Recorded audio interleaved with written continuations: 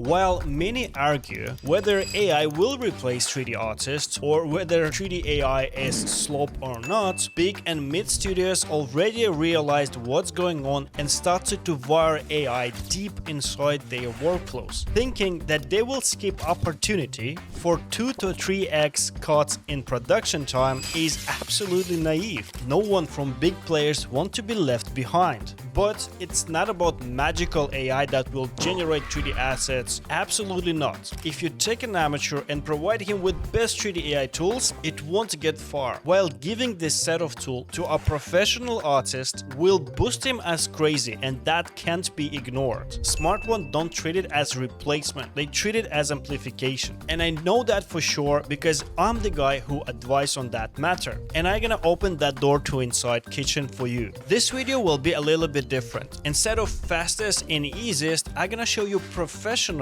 commercial workflow that is used right now by high-paying professionals. Includes most recent updates such as custom Mesh-to-MetaHuman in Unreal Engine 8, best 3D AI tools and platforms. We're gonna go through whole process from concepting, 3D generation, 3D processing, low poly, UV. Then I'm gonna show you shortcuts for rigging, animations, facial animation, mocap, all new updates that Unreal Engine provided with new MetaHuman. It's already in wide use, and I'm gonna show it all together. So let me show you what the future 3D workflow looks like, because future is now. Hit that like and subscribe button, guys. I really appreciate your support, and that helps me to make these great videos for you. All right, where do we start? With the concept, of course. And for this video, I prepared this amazing Mad Hatter. There are a few unique things about it. Their face is very unusual, and I want to show you facial animation and how to tackle this case easily. Also, while it looks simple, there's a lot of details. There's a watch, straps, hat, hair, etc. So let's start processing. Of course, first stage, working with images and separating parts, etc. is not going anywhere. That's a very important part. And to be honest, the better 3D became, I see that this step is even more and more important. And for this video, we're gonna use new tool that helps to organize things that allow the canvas and all access to 3D AI. So let's bring our reference to the canvas and start extracting parts. And for this process, if you ever did it like once, you know that it takes quite a lot of time if you do that manually. Well, you definitely can do that manually. You can just go and extract it one by one. Also, in one of my videos, I showed my setup with agent that I have locally and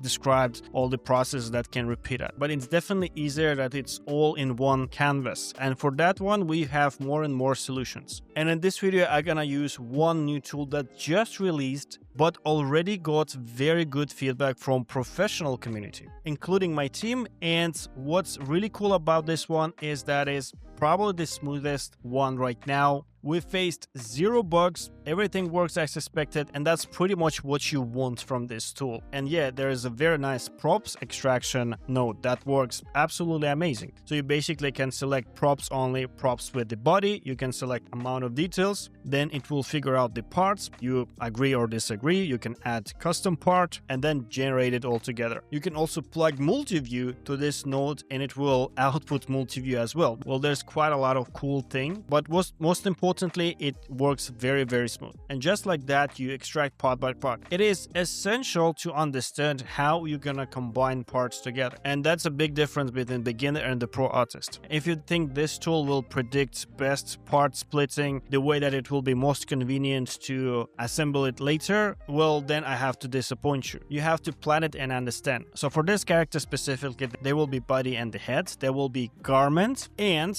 also we're gonna remove accessories from the garments and generate them separately. For the head, by the way, since we're gonna process it through MetaHuman conform mesh, we're gonna need face in neutral position, and pretty much I did that through variation. You can click edits on any image and just, like annotate, select, like just remove that part and boom, just like that. And it also stores the history of all edits while keeping everything organized. I absolutely love it that way. I don't like when there's a lot of destruction, and many 3D artists will agree. And of course, course, when the reference is ready, you can generate the 3D model. And of course, that is not the final 3D objects. The first step is to get high poly models and process them in Blender. In rare cases, for small objects such as bow or watch, we can do low poly generation right away and then do the texturing and then just refine the texture. That can work again for small pieces, but for anything else, especially if you are going to do the baking again, and it's up to you to decide like whether like big object need to be baked, and that depends on the style you're doing and the quality you're gonna reach. I think for me, baking step is very important. That's why usually for getting to best quality, and it usually starts with high poly model, sculpting, then retopology with UV,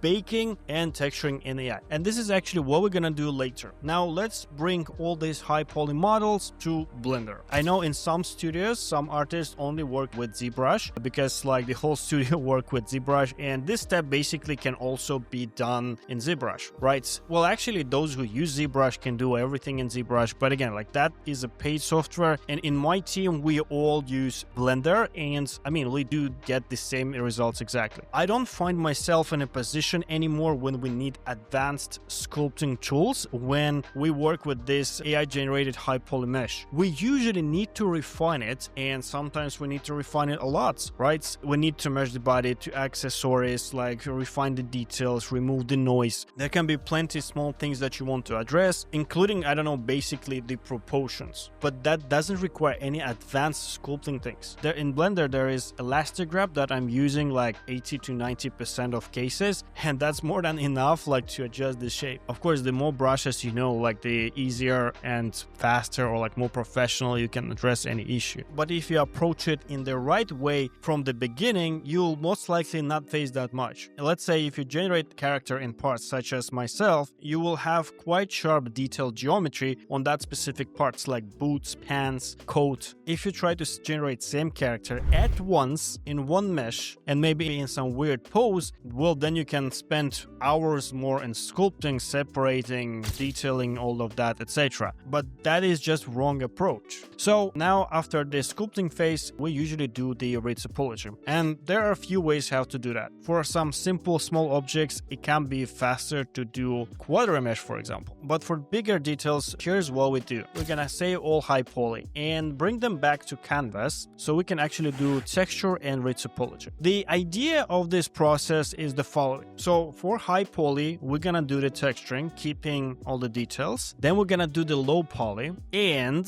do the baking. While I do texturing first, because I still about to do the baking, right? So I'm gonna take that high poly, low poly, put it in one position, and why not to bake all maps together? Like, so there will be color map, there will be ambient occlusion map, there will be normal map. The color map, by the way, like is subject to change. So I most likely will want to adjust something, and I'm gonna show you how we process it usually. So I did all the low poly, brought them to Blender and set them in the right position. So now we do have like high poly, low poly, etc. But we're gonna circle through MetaHuman because of this new amazing feature, custom Mesh-to-MetaHuman. So first thing, I adjusted the size to that MetaHuman conform body. I do have dedicated video explaining every detail. I did like 4 characters showing you different cases. So take a look, link will be somewhere here. And here we're gonna do the same thing for the body. And this is amazing how much time now we can save, because hear me out. We're gonna create MetaHuman and we're gonna process it through MetaHuman, conform MetaHuman nice mesh with nice UV, nice topology with a skeleton, conform to our mesh. We're gonna export MetaHuman with skeleton and export MetaHuman for baking texture. The first one you can export on the import tab through save pose. I also show that in my dedicated video. On this stage, by the way, I also had to take care about the eye. So we're gonna need to close it because there will be a scar, and that is not difficult to do. Just go to head and body, head sculpt, and you have a lot of points to move around. So yeah, as you see, like I did not really struggle about it. What's happened next, you can set the skin, eyes, etc., teeth, and again, like if you're happy with the options here, just use these options, but you can of course replace the texture later. One thing that I will not do with AI is hair. And for this purpose, I had to find MetaHuman hair that will fit my character. And in my opinion, this case is not yet solved, and I'm not sure how soon there will be AI that will be able to create haircuts or MetaHuman haircuts. But reading NVIDIA paper developers and Unreal Engine releases, I have a good feeling that it's gonna happen soon. For now, it's way easier to go on Fab and buy $10 asset. Well, that will have everything set in order. So practically, the hair is the only thing that we are not going to replace later. And from Unreal Engine, we're gonna need to export that conform pose, and also we're gonna need to export that body with the skeleton. Well, now we're ready to do the baking. The good thing is that head and body is already unwrapped nicely. The only thing is that they use UDIMs in Unreal Engine, so you have to split body and heads and move the body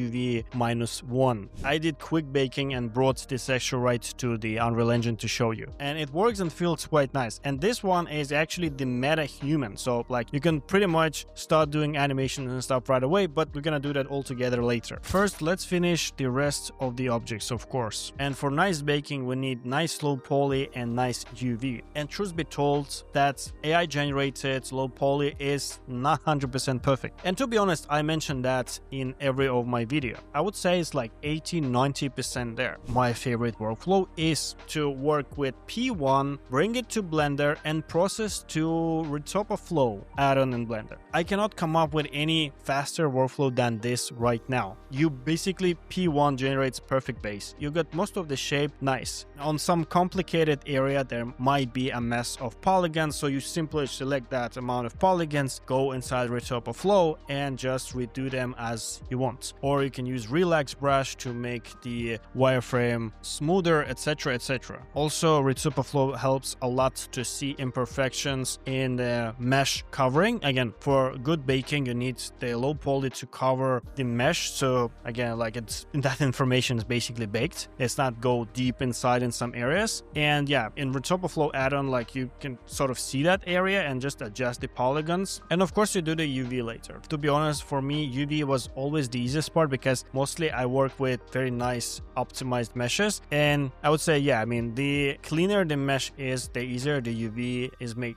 There are some AI solutions for UV, such as in Hunyo and 3D Studio, but that's like sort of random thing. Every time I do the testing there, I can get very nice results, and the next time I can get extremely shitty results. So that is like throwing dices. You might get or not. And this process overall is not that long, and it also helps to verify the topology. And when you work in Big Studio, of course, the optimization is expected, the packing is expected, etc, etc. So that's exactly what we're doing here. We pack some objects together. There's plenty of add-ons. It's not like 20 years ago you had to do that, like manually position all the islands. No, maybe that's not AI, but that's an algorithmic approach that saves a lot of time, not like before. And with all that done, you do the baking. In my opinion, Marmoset tool bag is one of the best tools. I know some professional team also use Substance Painter for baking purposes as well. That also a very good approach. And I also use Substance Painter, but for the next step where we're gonna need to set the material properties. To be honest, I hate Adobe for the price increase and the monopoly, but the Substance Painter tool, which they acquire actually like few years ago, is one of the greatest in terms of materials. You can also add PBR textures with AI. For example, you can use just texture node and remove the texture, and that will only do the PBR on top of the existing texture. But don't forget to provide textured 3D model as an input. And here's, by the way, how complete workflow looks like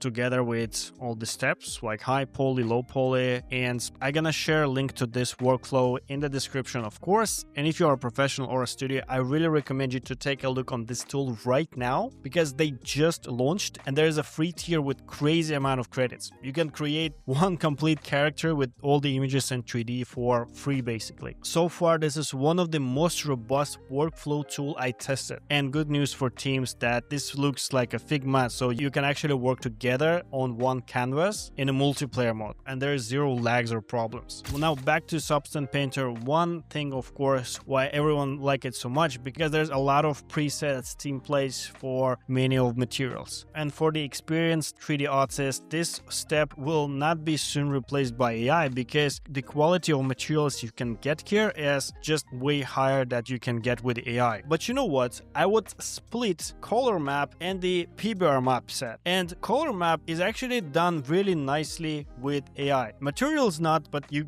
add them on top when you already have the color base. And I was talking about this issue with some of the pro art artist, well, that's easier to do the material at once in Substance Painter. I get that point. For some parts, it can be so. But when I showed my workflow and the results that we get inside my team, then they agreed that actually makes sense. So texture that you generate it with AI, at least the color texture, is quite usable. And I found myself in a position that we don't even edit it really. We might fine-tune it a little bit on the post-processing stage, but overall it's just getting better and better. And now the biggest chunk of work is done. Time to get our hands on some accessories, which I generated the same way. They all will be on my canvas. And I also checked geometry, checked the shading, then processed materials a little bit in Substance Painter, or sometimes Blender is enough to tackle, again, like just small shiny objects. Very well then. Now, how do we bring this character together? We have body, baked. We do have all the assets, garments, accessories. What we're gonna do, we're gonna go back to Unreal Engine and grab that rigged MetaHuman that we exported. When MetaHuman is created, it basically consists of two parts, body and head. So you're gonna go to created MetaHuman, that one completes in that MetaHuman weird pose, and we're gonna need to grab that body and head with the skeleton. And let's bring it here. Now we're gonna additionally adjust the pose because that initial pose was for body baking and assets are already done baked, and now we're gonna do the weight transfer. And that is why I was so excited about this new custom to MetaHuman, because not only we can bring custom bodies and custom faces with all this animation stuff, but we can also get that skeleton with that body, because again, that will be the body that we are going to use, and we can just simply transfer weights from that body to our assets. So we are entirely skipping going to Accurig or Mixamo, or God forbid doing that manually, and we're getting better results. That MetaHuman body is actually that great, but we got so many requests for Unreal Engine. If you work with Unity or MetaHuman skeleton is not for you, you can also watch my other videos. There is solution for everything. Again, there is Accurig that you can do. But for Unreal Engine, this workflow is absolutely the best in my team opinion. All right, weights transferred. Let's bring it to Unreal Engine and see if that actually will work. Also, here is very important to export things right, to not break the skeleton that we imported from Unreal Engine. Otherwise, it will not fit on that blueprint. And again, I made a separate video about this new update, and I explain all the settings, how to export, what not to do, and how to make it work with all details. Take a look by the link. Now, I exported multiple parts. Now my job is to bring the skeletal meshes, assemble the materials, set texture, set materials, put them all on the MetaHuman blueprint, and make sure all the weights work. It might take a few iterations, but here we are. And here's our guy. Look quite cool. First test we're gonna do, we're gonna connect it to the live link. And since the face is rigged, we can do that right away, right? And here it is working. Someone was complaining that I'm not showing results enough, so we're gonna take a look on this. 15 seconds. Okay, it's working. And I want to point on that closed eye. It moves a little bit. If you want completely remove any movement, you can actually re-export it from Blender and remove all weights from the bones on that area. But I thought in my case, it will look more natural. The next test we're gonna do with Markerless Mocap. That's another amazing update from Unreal Engine. And that basically, there was a tool called Quick Magic that everyone was using for like this video to animation and then process in Blender, bring it to Unreal Engine. Now they basically killed that platform with this update. You can now do that in Unreal Engine, you know, like just bring the video, bring the skeleton, but don't forget to install that plugin. It's not natively pre-installed in Unreal Engine. And by the way, the video you see on the left was also generated with Veo 3 in Gemini. And by the way, the mocap video was also generated with AI. You can see the Gemini logo there. And what I like about the mocap is not only it captures the animation, but it also synchronizes it with the face. You know, even like 4 years ago, when I was approaching this task, we was doing like this costumes to track the motion, synchronize. There was like a setup, like when you have a phone capturing your face, and there was so much involved to do this thing. And now it's done in 5 minutes from the video. That's insane how fast it moves. And lastly, let's actually play it. Behind the scene, I added some physics for the clothing. Also adjusted hairs and stuff, some settings in Unreal Engine. There is, of course, a video on my channel about physics, clothes physics in Unreal Engine. Take a look if you're interested. And here's how it plays. I think that is just amazing. This looks like a very good game character. And this is exactly how pro workflow is starting to look right now for any major big studios. And tools like Lychee Studio are widely used by big studios, and I know that for sure. And the good thing, if you are a studio, for example, you can basically contact them directly, explain needs of your team, and they will easily deliver adjustments to the workspace and make it even better, tailor it for you. That was stuff as usual. Let me know in the comments what you think about this workflow, guys. Like and subscribe, and I see you in the next one.